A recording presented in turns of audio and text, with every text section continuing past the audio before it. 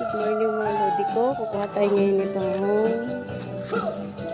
dahon ng oregano. So mga lodi ko, sino may mga ubusipon dyan, ito lang mabisang gamot. Alam niyo na ito anong halamang gamot to. And karami yan dito. Kataas na niya mga lodi ko. Anong halaman yan mga lodi ko? Oregano. Mga 7 piraso lang mga lodi kung kukunin natin. Atin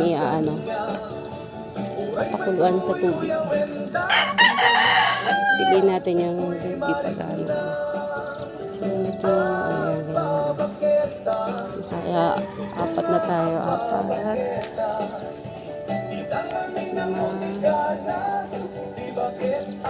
Ito, kapit ang dahon na tayo. Papakuluan natin. So, ayan mga lodi ko. Ito yung magiging tsaan natin ngayon.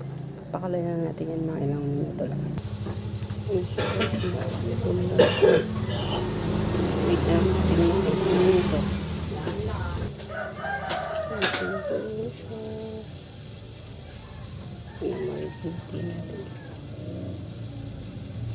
Ayan na siya. Ito na yung pinakatsaan natin ngayon.